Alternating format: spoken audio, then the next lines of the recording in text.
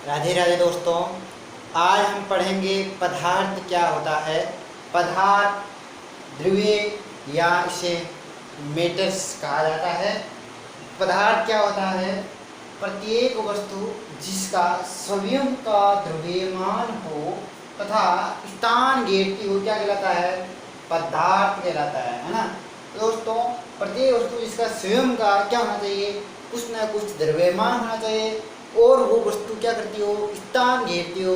क्या कहलाता है दोस्तों? वह दोस्तों पदार्थ कहलाएगा, है ना। इसका एग्जाम्पल बात करता हूँ। जैसे ये चौक है, क्या है? ये पदार्थ है। ये बोर्ड है श्यामपट, ये भी क्या है? एक प्रकार का पदार्थ है। पेन हो गया, चौक हो गया, नोटबुक हो गया, टेबल हो गई, वायु, गैस भी दोस्तों याद रखना पदार्थ के अंदर आती है। दोस्तों याद कीजिएगा, वेरी इंपॉर्टेंट पॉइंट है दोस्तों। अब हम पढ़ेंगे कि पदार्थ के गुण क्या होते हैं, पदार्थ के प्रॉपर्टीज क्या होती है, इसके बारे में बात करेंगे दोस्तों। तो पदार्थों के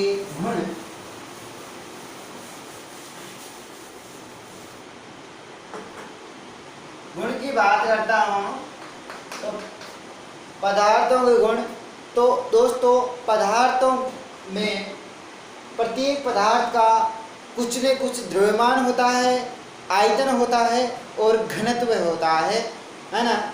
सेकंड नंबर इसका गुण की बात करता हूँ, प्रॉपर्टीज की बात करता हूँ।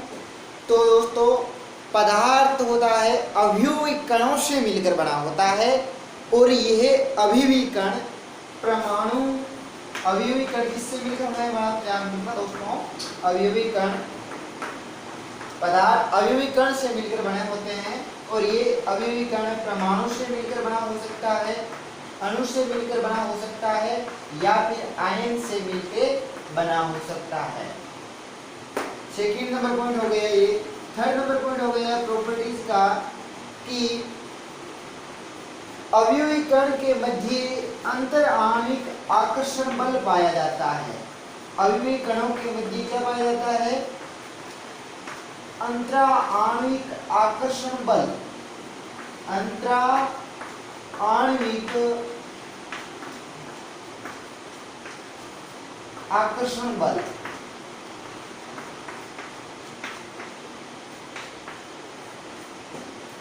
दोस्तों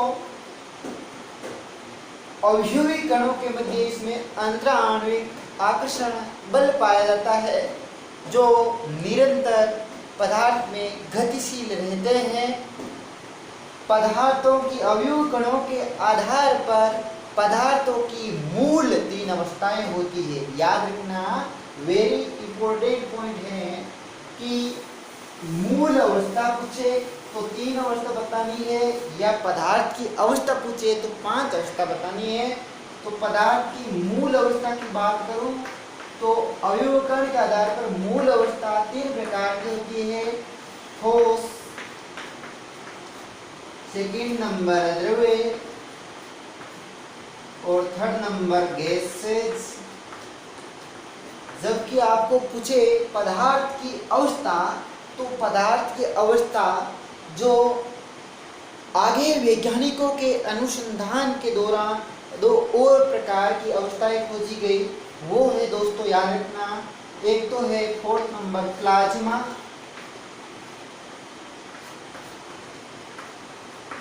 और एक है बोर्श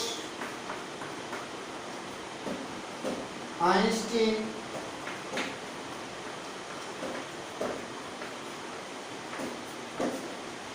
कंडेंसेंट।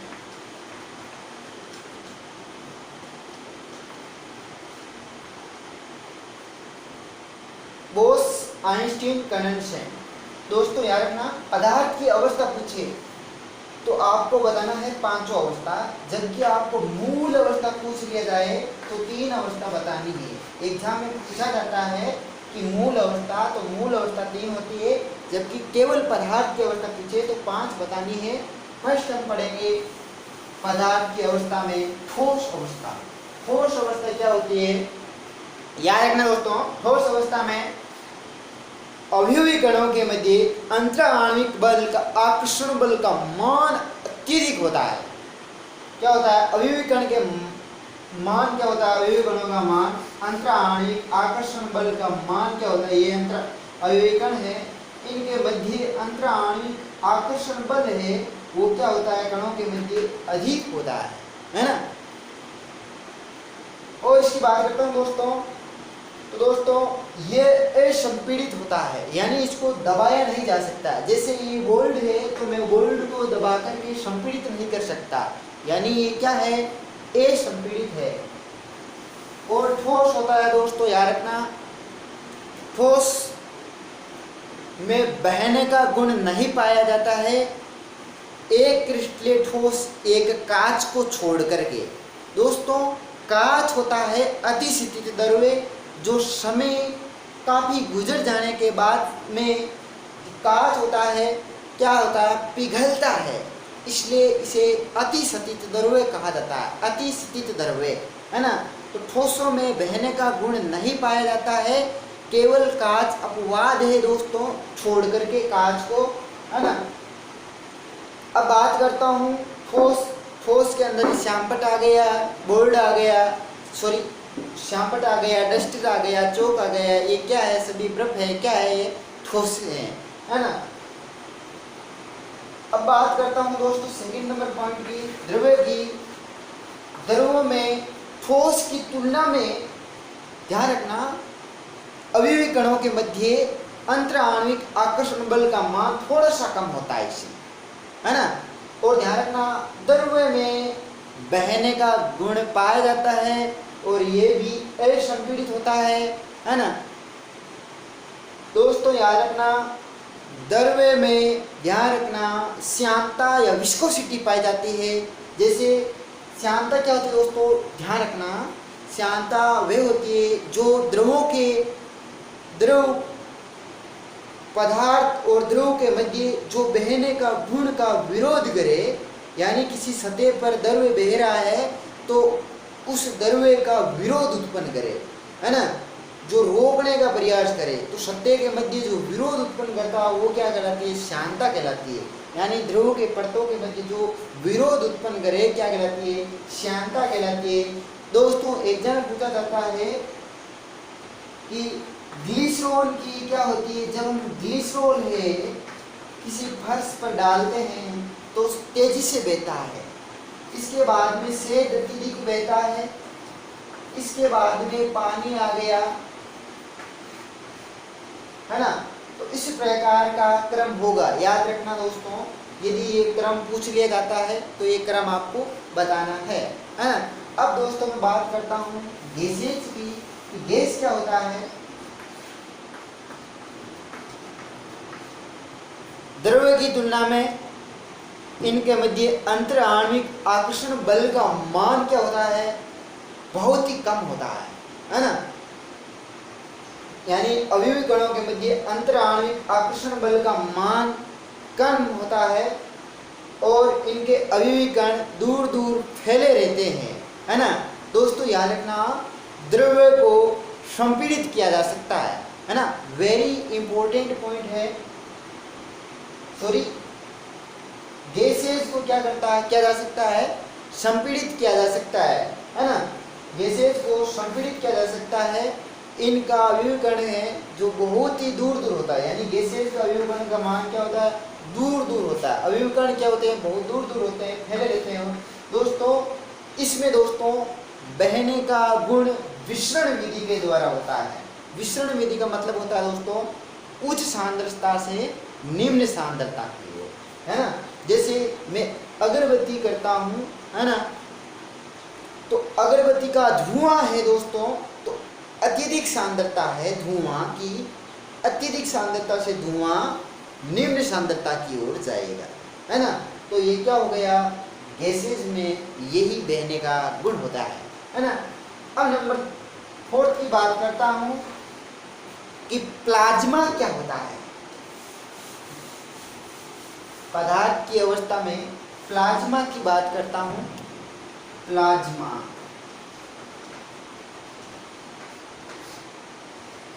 इसकी खोज की थी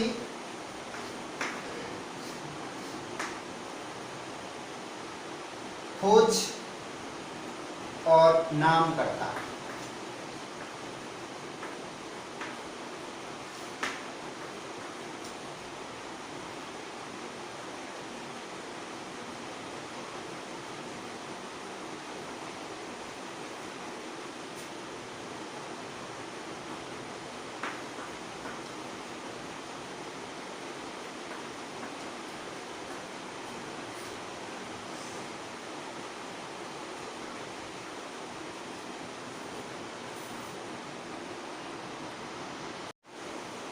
खोज विलियम क्रुक्स, नामकर्ता लेंस इम्यूर।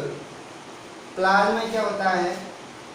ये होता है प्लाज्मा, प्लाज्मिक शब्द यानी लैटिन भाषा का शब्द प्लाज्मिक शब्द से बना है, प्लाज्मिक शब्द से, जिसका अर्थ होता है चमकता हुआ पदार्थ, चमकता हुआ पदार्थ।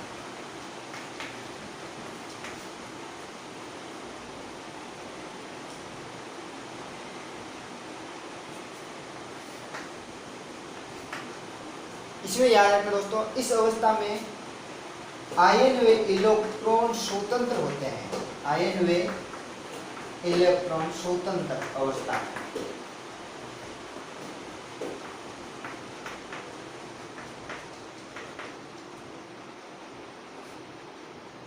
और चालन होता है इसमें, विद्युत का चालन। अब बात करता हूं अगली